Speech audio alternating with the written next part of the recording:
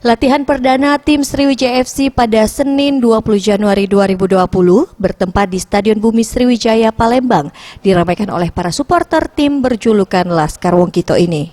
Mereka tampak menyanyikan yel-yel untuk mendukung tim Laskar Wongkito.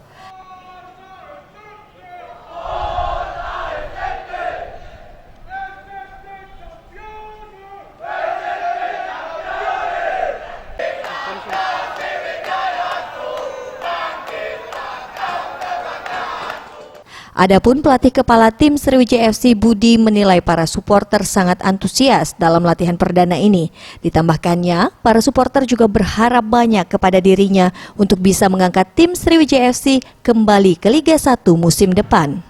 Saya melihat ya teman-teman supporter cukup antusias dan dia berharap juga banyak buat saya ya agar kita kembali ke Liga 1 kata dia. Dan saya bilang insya Allah dengan usaha, dengan doa, insya Allah Tuhan akan memberkati kita semua dan insya Allah ketika kita bekerja sama dengan baik, insya Allah kita lolos ke Liga 1. Amin. Di akhir latihan tampak Budiarjo mengajak anak asuhnya untuk berkeliling untuk menunjukkan rasa bangga dan terima kasih kepada para supporter yang telah hadir.